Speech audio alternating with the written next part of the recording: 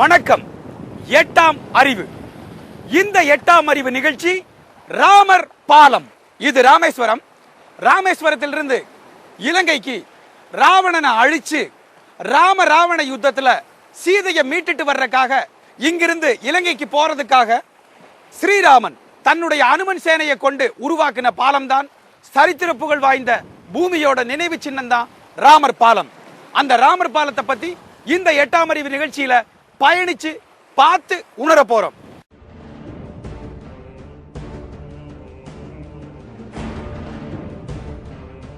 சேது சமுத்திர திட்டத்துக்காக ராமர் பாலத்தை உடைக்க கூடாது. ஏன்? உடைத்தால் உருவாக போகும் அழிவுகள். ராமன் என்ன என்ஜினியரா? அபத்தமான அறியாமை கேள்விகளுக்கு ஆச்சரியங்கள் நிறைந்த அறிவியல் விடைகள்.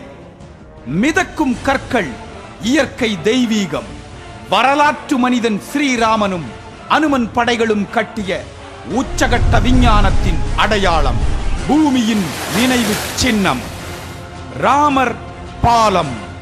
ஸ்ரீராமன் இந்த மண்ணில் வாழ்ந்த வரலாற்று மனிதன் என்பதற்கு வால்மீகி தரும் ராமன் பிறந்த தினமும் பிளானட்டரி கோல்டு சாப்ட்வேர் வழியாக இன்றைய விஞ்ஞானம் தரும் பிறந்த தினமும் ஒன்றுதான். ராமர் பிறந்த இடம் அயோத்தி. நாள் ஜனவரி 10ஆம் நாள் மதியம் 5114 BCE. இலங்கையில் ராவணனுடைய இறந்த பதப்படுத்தப்பட்ட உடல் உள்ள கல் பெட்டி மம்மி உள்ள இடம் உசன்ஹோட்டா ராவணகோடா என்ற இடத்தில் இப்போது கண்டுபிடிக்கப்பட்டுள்ளது. இப்போது இறந்த ராவணனின் உடல் கிடைத்துள்ளது. இறந்தது, கொல்லப்பட்டது ராவணன் எனும் போது கொன்றது ஸ்ரீராமனே. வேறு என்ன வேண்டும் ஆதாரங்கள் ராமன் வாழ்ந்த மனிதன்தான் என்று நிரூபிப்பதற்கு? இலங்கை சென்று ராவணனை கொன்று சீதையை மீட்க கடல் கடப்பதற்கு ராமேஸ்வரம் தனுஷ்கோடியில் இருந்து இலங்கை வரை கட்டப்பட்டதுதான் ராமர் பாலம்.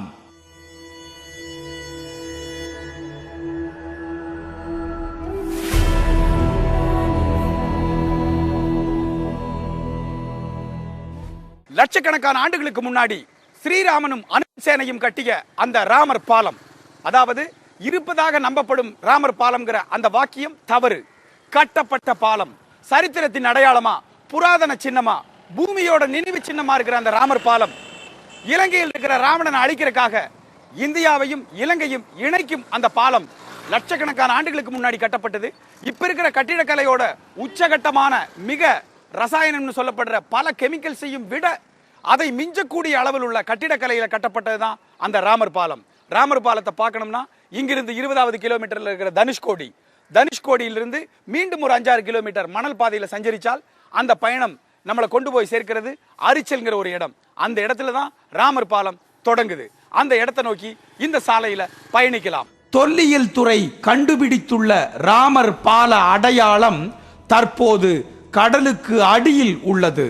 தற்போதுள்ளதை விட எவ்வளவோ உச்சகட்ட தொழில்நுட்பத்துடன் கட்டப்பட்டது இந்த ராமர் பாலம்.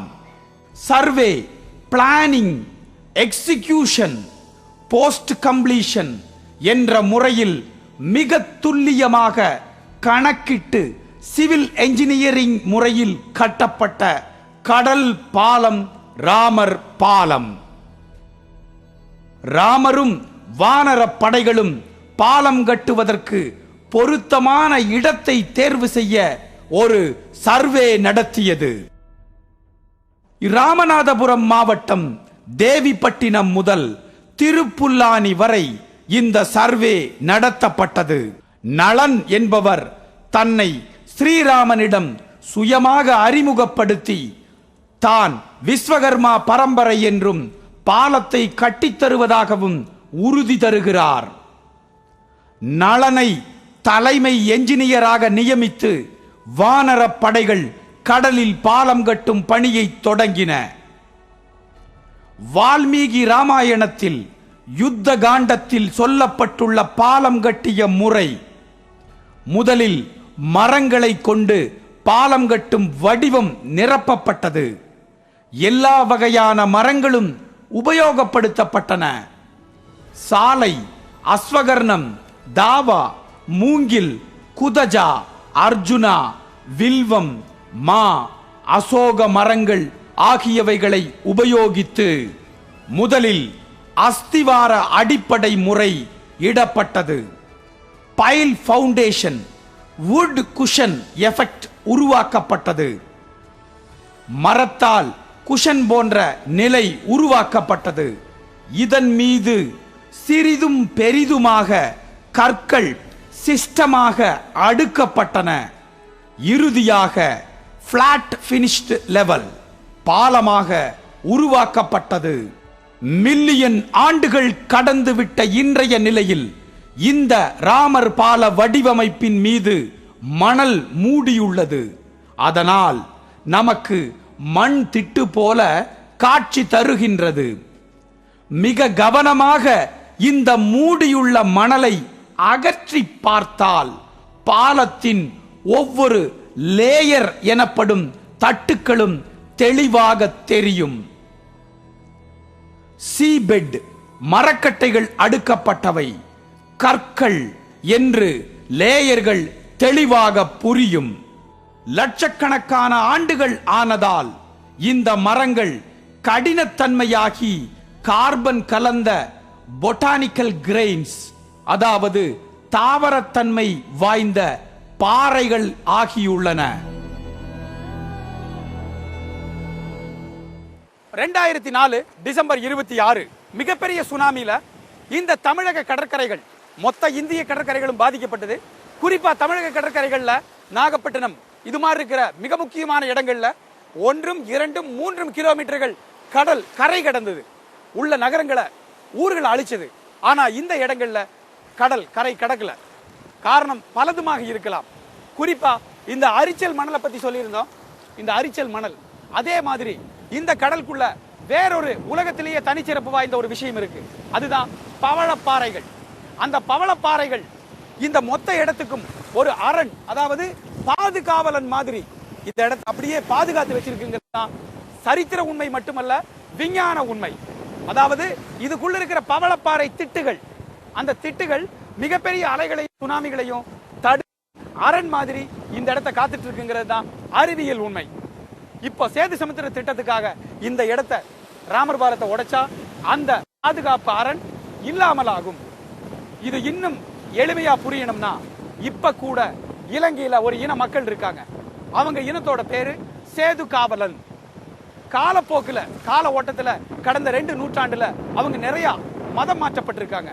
கிறிஸ்து மதத்துக்கு அந்த இனத்தை மாத்திட்டாங்க, நிறைய பேரை புத்த மதத்துக்கு மாத்திட்டாங்க. இருந்தா கூட அந்த சேது காவலன்கிற அந்த இன மக்கள் இப்பவும் அறியப்படுறது சேது காவலன் தான். ஆனா அவங்களுடைய பெயர் ஜார்ஜ் பெர்னாண்டஸ் சேது காவலன், ஜார்ஜ் தாம்சன் சேது காவலன், ஜார்ஜ் சேது காவலன், இப்படித்தான் அவங்க பேர் இருக்கு. இப்படி வாழும் சாட்சிகளா அவங்க நமக்காக இந்த சேது சமுத்திரம், இந்த ராமர் பாலம், இந்த சேது காவலர்களுக்கு அத்தாட்சியா வாழும் சாட்சியா நமக்கு இன்னும் முன்னாடி இருக்காங்க. மிக தெளிவாக திட்டமிட்டு 2 பக்கமும் கயறு பிடிக்கப்பட்டு துல்லியமாக லீனியர் அலைன்மெண்ட் முறையில் வானர சேனை கட்டிய பாலம்தான் இது. ஆகாயத்தில் இருந்து எடுக்கப்பட்ட இந்த ராமர் பாலத்தின் புகைப்படம் இதை மிக தெளிவாக காட்டுகின்றது. இதை வால்மீகி பாடலிலும் சொல்லியிருக்கிறார். இந்தியா இலங்கை இடையிலான கடல் பகுதியில் 103 குறு மலைகளை இணைத்து வானரப்படைகள் 5 நாட்களில் ராமர் பாலத்தை கட்டி முடித்தது. ஒவ்வொரு நாளும் நடந்த பணியின் தூரமும் வால்மீகி ராமாயணத்தில் குறிப்பிடப்பட்டுள்ளது. தூரத்தின் அளவீடு யோஜனா என்பது. பாலத்தின் நீளம் 100 யோஜனா, அகலம் 10 யோஜனை. அதன் ரேஷியோ 10:1.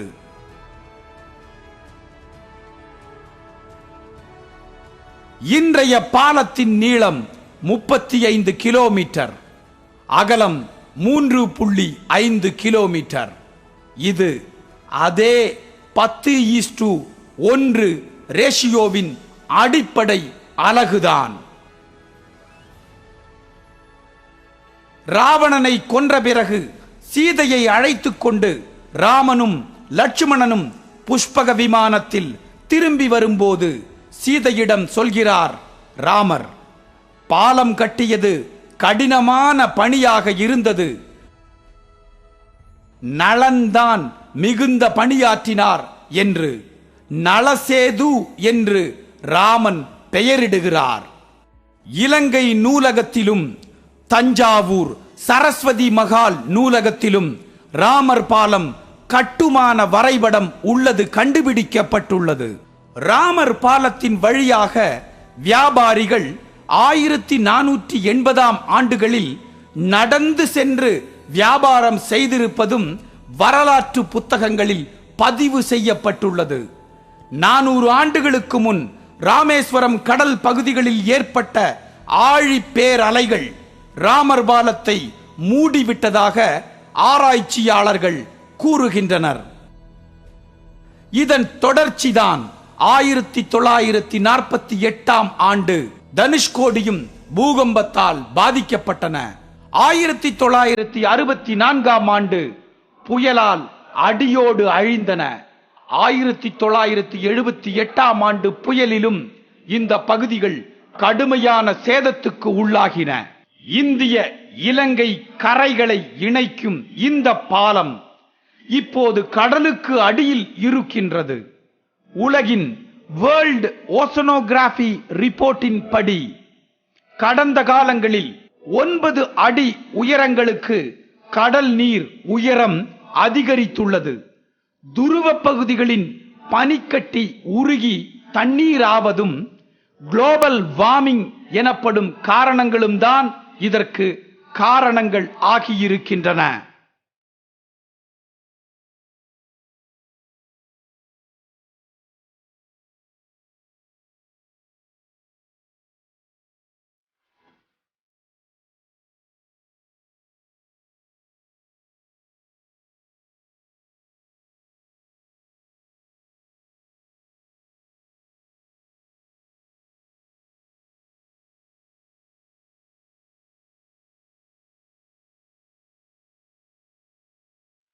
கம்ப்யூட்டர் இன்டர்நெட்ல கூகுள் எர்த்னு ஒரு டெக்னாலஜி இருக்கு. அதாவது சேட்டலைட்ல எடுத்த போட்டோ கூகுள் எர்த்ல வச்சிருக்காங்க. இந்த இடம் லட்சக்கணக்கான ஆண்டுகளுக்கு முன்னாடி ஸ்ரீராமன் அனுமன் சேனையும் கட்டின இந்த ராமன் பாலம். இந்த பாலம் இந்த தண்ணிக்குள்ள இருக்கு. மேலாக பார்த்தா தண்ணிக்குள்ள தெரியாது. இந்த பாலம் சேட்டலைட் போட்டோகிராஃபில மிக துல்லியமா தெரியும். அதை அடிக்கடி நம்ம கூகுள் எர்த்ல பார்த்திருப்போம். அந்த கூகுள் எர்த்ல பார்த்த அந்த இடத்தோட தொடக்க புள்ளி ராமர் பாலத்தோட இந்திய தொடக்கம். சில நூற்றாண்டுகளுக்கு முன்னாடி கட்டப்பட்ட சீன பெருஞ்சுவர் கூட உலக அதிசயமா, உலகத்துல மிகப்பெரிய பாரம்பரிய சின்னமா பார்க்கப்படுது, சொல்லப்படுது. இந்த ராமர் பாலம் ஸ்ரீராமனால் அனுமன் சேனை கட்டிய இந்த ராமர் பாலம், இந்த அனுமன் சேனை கட்டிய இந்த பாலம் லட்சக்கணக்கான ஆண்டுகளுக்கு முன்னாடி கட்டப்பட்டது. நம்முடைய பாரத தேசம் மட்டுமல்ல, பூமியோட நினைவு சின்னமா இந்த பாலம், இந்த ராமர் பாலம் உருவாக்கப்படணும், கருதப்படணும், அறிவிக்கப்படணுங்கிற ஒரு வேண்டுகோள் இருக்கு.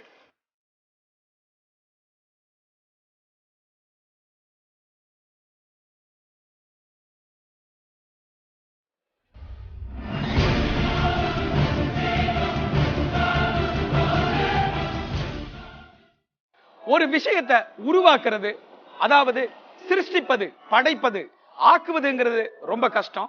இதை உருவாக்கி பார்த்தவங்களுக்கு புரியும். ஆனா அழிக்கிறது ரொம்ப சுலபம். ராமர் பாலம் லட்சக்கணக்கான ஆண்டுகளுக்கு முன்னாடி கட்டப்பட்ட ராமர் பாலத்தை இடிச்சே ஆகணும், உடைச்சு தான் சேது சமுத்திர திட்டத்தை நிறைவேற்றணும்னு சொல்றவங்களுக்கு எல்லாம் ஒரு வேண்டுகோள். தமிழகம் உட்பட இந்தியா முழுவதும் எத்தனையோ கிராமங்கள் மற்ற ஊர்களுடன் தொடர்பு இல்லாம துண்டிக்கப்பட்டிருக்கு, ஒரு பாலம் இல்லாம. அதாவது நதிகள் வெள்ளப்பெருக்கினாலையும் மிகப்பெரிய வெள்ளம் வந்ததுனாலையும் ஆத்துக்கு இடையில பாலம் இல்லாததுனாலையும் அந்த ஊர் மற்ற ஊர்களுடன் வெளி உலக தொடர்பு துண்டிக்கப்பட்டு படிப்பதற்காக குழந்தைகள் கிலோமீட்டர்கள் சுத்தி நடந்து வந்துதான் பள்ளிக்கூடம் போறாங்க, கல்லூரிகளுக்கு போறாங்க. வேலைக்கு போற உழைப்பாளிகள் கூட இந்த பாலம்ங்கிற ஒன்று இல்லாததுனால பரிசல்ல போறதும், பரிசல் இல்லாத இடங்கள்ல கிலோமீட்டர்கள் சுத்தி போறதுமான ஒரு வேதனையான காலகட்டத்தில் வாழ்ந்துட்டு இருக்காங்க. இப்பவும் அவங்களுக்கெல்லாம் பாலம் கட்டி கொடுக்க வேண்டியது வந்தால் குறைந்தது நூற்றுக்கணக்கான பாலங்கள் இந்தியா முழுவதும் கட்ட வேண்டியது வரும். அப்படியுள்ள பாலங்கள் கட்டும் ஆக்கப்பூர்வமான ஒரு பணிக்கு தான் முற்படணுமே தவிர, இருக்கிற ஒரு வரலாற்று நினைவு சின்னம் இந்த சேது சமுத்திர திட்டத்துக்கான இந்த பணியில இந்த வரலாற்று சின்னமான ராமர் பாலத்தை உடைச்சே ஆகணும்னு நிக்கிறது மிகவும் தவறு. எதிரி நாட்டவர்கள் செய்வார்கள். புராதன அடையாளங்களை தேடி தேடி அழிப்பார்கள். கலாச்சார சின்னங்களை தரைமட்டமாக்குவார்கள். அறிவுசார் கல்வெட்டுக்கள், எழுத்து வடிவங்கள் எதுவும் இல்லாமல், முற்றிலும் இல்லாமல் செய்வார்கள். நூலகங்களை எரிப்பார்கள், தீயில் பொசுக்குவார்கள். இப்போது இந்த சிந்தனை வர காரணமே இதுதான். ராமர் பாலம்.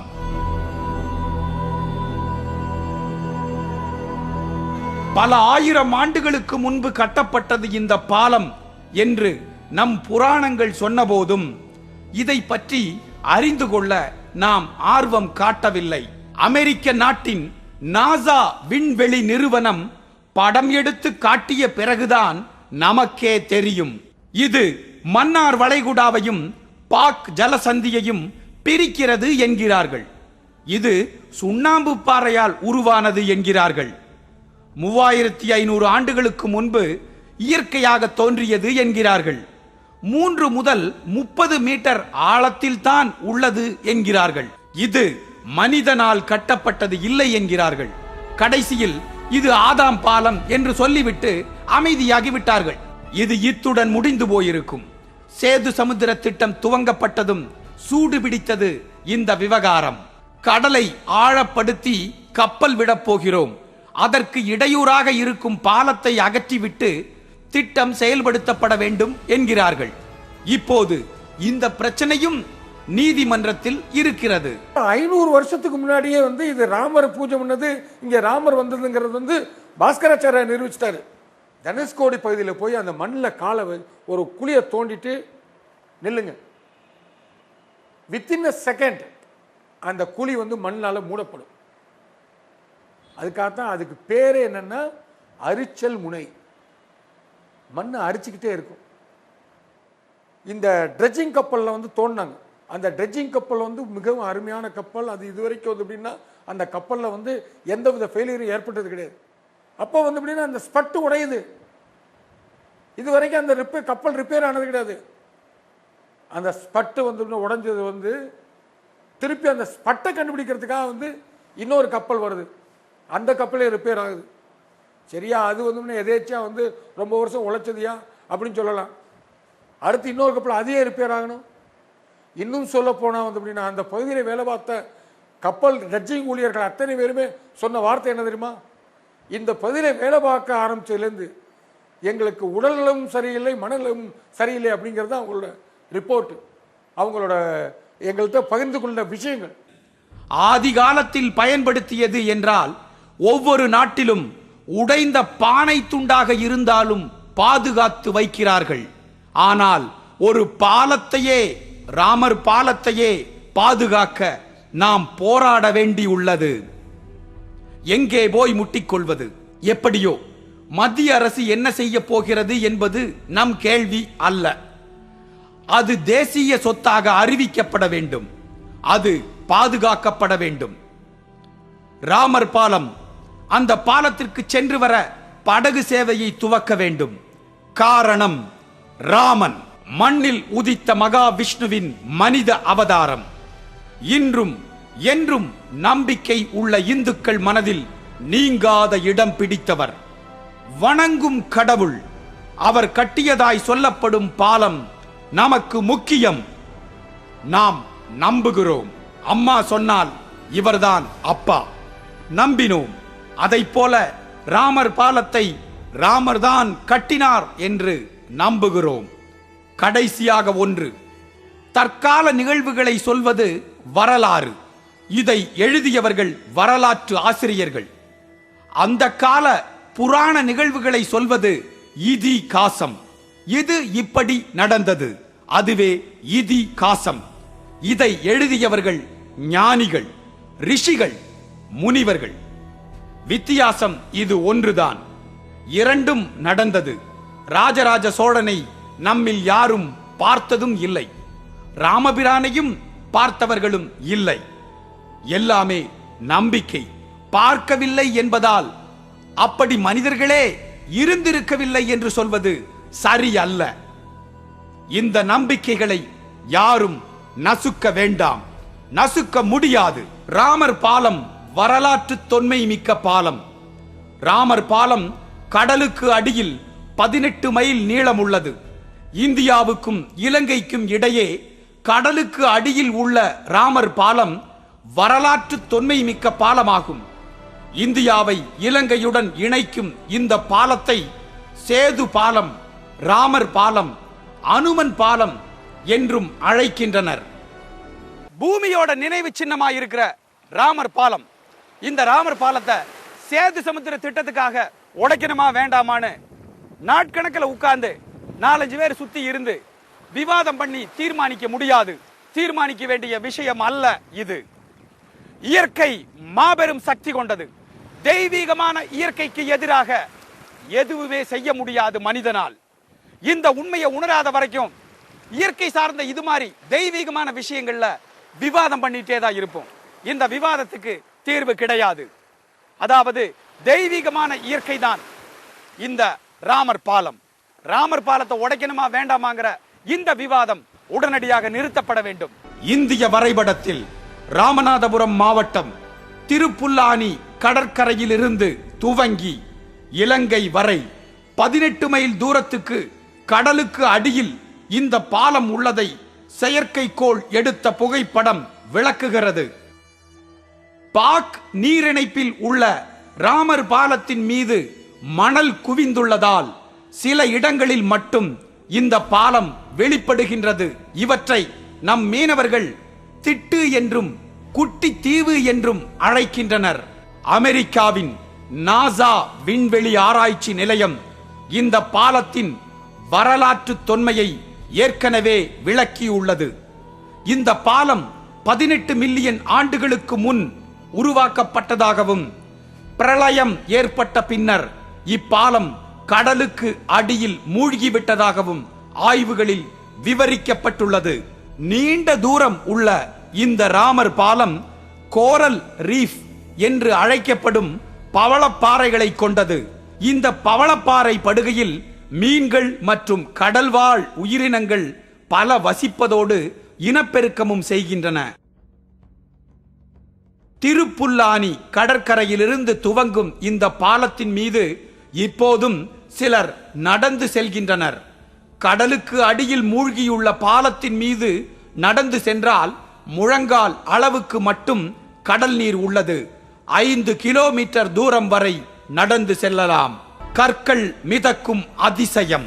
ராமர் பாலத்தில் உள்ள கற்கள் மிதக்கின்றன. இந்த கற்களை பெயர்த்து எடுத்தால் அவை கடலில் மூழ்காமல் மிதக்கின்றன.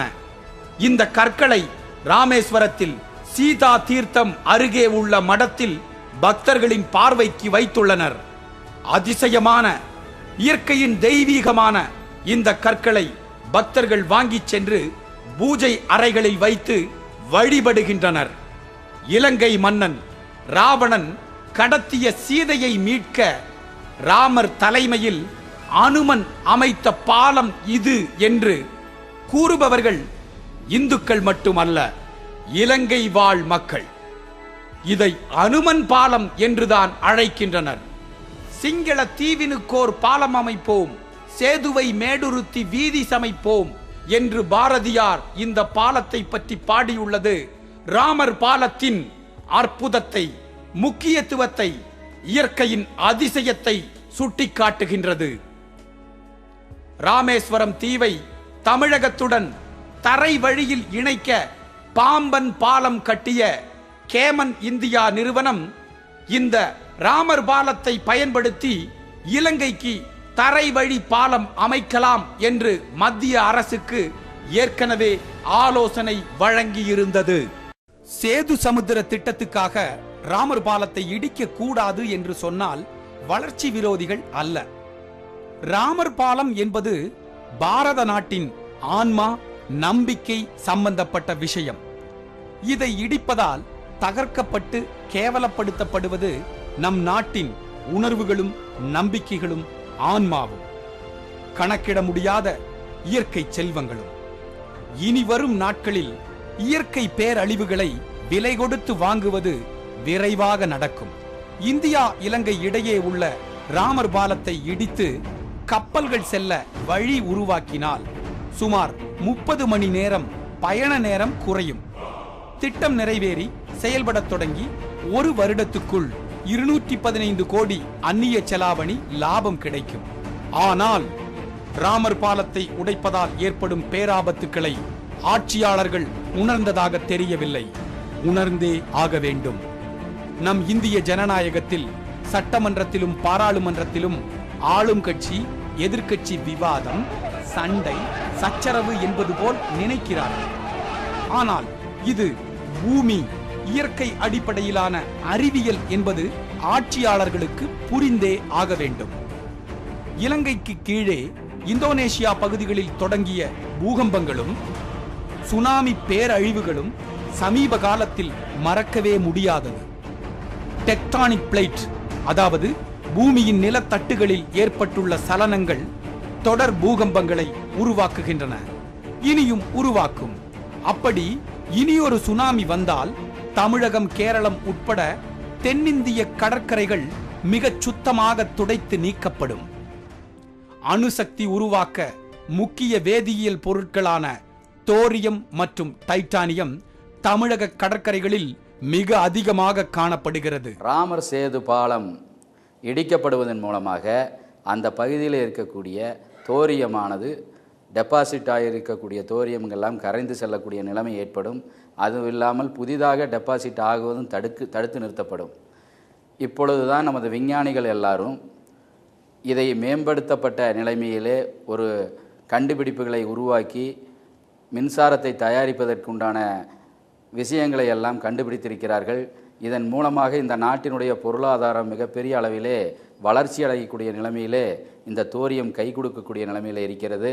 அது மட்டும் இல்லாமல் இந்த பகுதியில் இருக்கக்கூடிய உயிரினங்கள், அரிய வகை உயிரினங்கள் எல்லாம் அந்த கடல் பகுதியில் வாழ்ந்து வந்து கொண்டிருக்கிறது. அது மட்டும் இல்லாமல் இதை நம்பியே பல லட்சம் மீனவர்கள் அந்த பகுதியில் வாழ்ந்து கொண்டிருக்கிறார்கள். அவர்களெல்லாம் பாதிக்கப்படுவார்கள். அதனால் பல லட்சம் கோடி ரூபாய்கள் வருமானம் வரும் என்று சொல்லிக் கொண்டிருப்பதை விட பல லட்சம் கோடி ரூபாய்கள் இந்த தேசத்திற்கு இழப்பு ஏற்படும் என்பதுதான் உண்மை. தமிழக முதலமைச்சர் அம்மா ஜெயலலிதா அவர்கள் ராமர் சேது பாலத்தை எந்த காரணத்துக் கொண்டும் இடிக்கக்கூடாது என்றும் இதை பாரம்பரிய சின்னமாக மாற்ற வேண்டும் என்று மத்திய அரசாங்கத்திடம் கோரியிருக்கிறார்கள். இது பாராட்டுக்குரியது. ஆப்பிரிக்கா, ஐரோப்பா கண்டங்களுக்கு இடையே உள்ள சூயஸ் கனால் அமைப்பை சேது சமுத்திரத்துடன் ஒப்பிட்டு பார்க்க கூடாது. சூயஸ் கனாலில் சுமார் 150 கிலோமீட்டர் பலமான பக்க சுவர் போல் உள்ளது. ஆனால் சேது சமுத்திரத்தில் உள்ள திட்டம் ஒரு மிகப்பெரிய மகா சமுத்திரத்தில் உள்ள கடல் கனால். ஆழம் சீராக இருக்க அடிக்கடி மணல் வார வேண்டும்.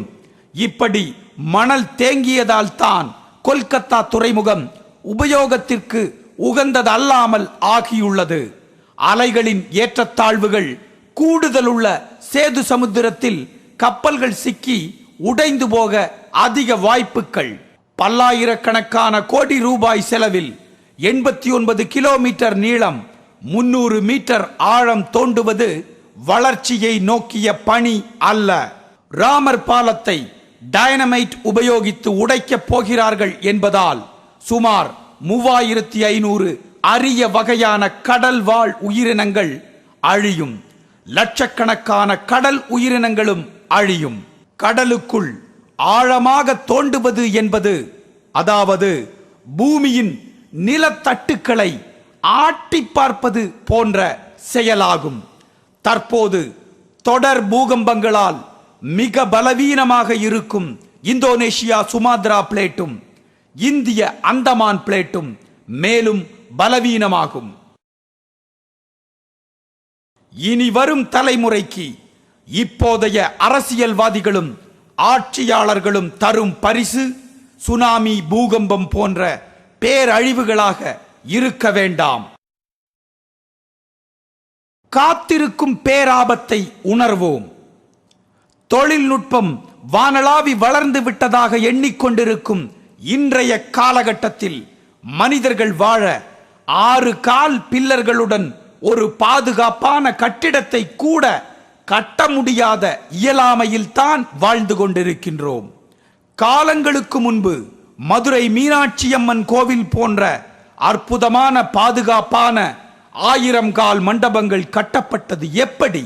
சுனாமி அலைகள் எல்லா இடங்களிலும் பேரழிவை உண்டு பண்ணிய போதும் திருச்செந்தூர் சில கிலோமீட்டர்கள் கடல் உள்வாங்குவது ஏன்? மனிதனின் அறிவியல் வானளாவி எட்டிய அளவுக்கு பூமிக்குள் எதையும் கண்டுபிடித்து விடவில்லை என்பதை உணர்வோம். இயற்கையில் இது தேவை, இது தேவையில்லை என்று தரம் பிரிக்கவோ தவிர்க்கவோ தப்பிக்கவோ ஒரு காலும் முடியாது. தெய்வீகமான இயற்கை மாபெரும் சக்தியுடையது. ராமர் பாலம் தேசிய சொத்தாக அறிவிக்கப்பட வேண்டும். ராமர் பாலம் பூமியின் நினைவு சின்னம், பாதுகாக்கப்பட வேண்டும். உண்மைகளை மட்டுமே மக்களுக்கு சொல்வதற்காக இந்த 8ஆம் அறிவு நிகழ்ச்சி ராமர் பாலத்தை உங்களுக்கு காட்டியது. அடுத்த 8ஆம் அறிவு நிகழ்ச்சியில கடலுக்கு அடியில் இப்பவும் தூங்கிட்டு இருக்கிற ஒரு நகரம், அந்த நகரத்தோட பேர் துவாரகா. ஸ்ரீகிருஷ்ணர் இந்த மண்ணில் வாழ்ந்தவர். மகாபாரத யுத்தம் இந்த மண்ணில் நடந்த யுத்தம். குருஷேத்திர போர் இந்த மண்ணில் நடந்தது. உலகத்திலேயே முதலாக அணு ஆயுதம் பயன்படுத்தப்பட்டது குருஷேத்திரத்தில் தான். அடுத்த 8ஆம் அறிவு நிகழ்ச்சியில உங்களை சந்திக்கும் வரை உங்களிடமிருந்து விடைபெறுவது உங்கள் கே. சரவணகுமார். நன்றி, வணக்கம்.